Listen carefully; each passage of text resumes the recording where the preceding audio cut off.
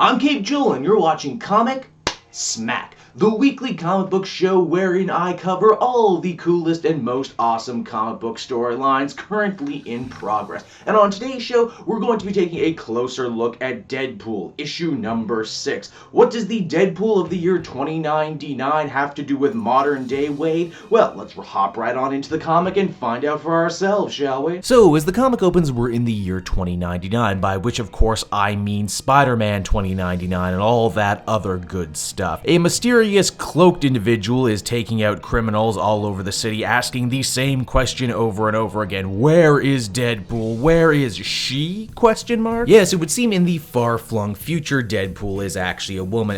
Insert incensed comment here about the lack of positive male role models, which I mean, Deadpool always was, right? The more important thing of note is that this woman Deadpool is actually a criminal, and after she gets chased by the cops, she eventually leads them into an ambush against a gang of Bobs, as in Bob, agent of Hydra and longtime BFF of Deadpool. So the question obviously gets raised, if this woman is running around as Deadpool, then where the hell is Wade? I mean, it's not like he could die or anything, could he? Well, as we discover, he's actually chained up underground, forced to watch C-SPAN all day. I cannot think of a torture worse than being forced to watch C-SPAN all day. The Lady Deadpool returns to her lair, and we discover that this lady is actually Deadpool's daughter. No, not the one you're thinking of, not Ellie, the one he had with a human woman.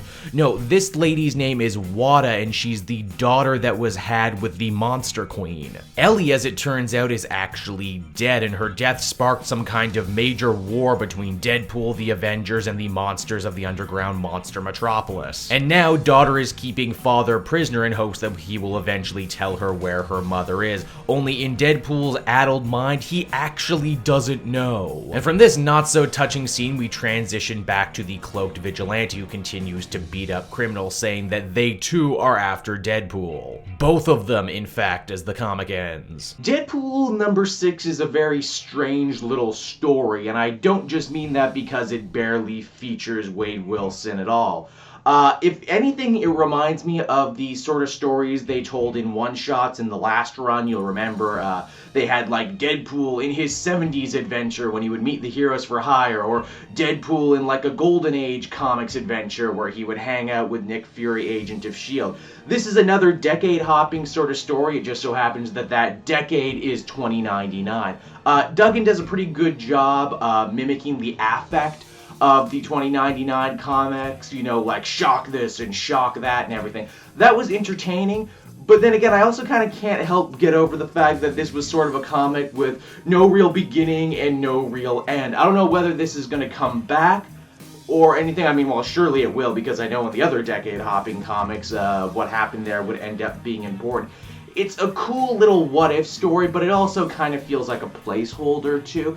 It's decent. It's the definition of a decent comic. I would give this one a 6 out of 10. Hey everyone, thanks so much for watching my newest video. I hope you enjoyed it, and I hope you'll feel like checking out some more videos I have on offer here at Cape Joel.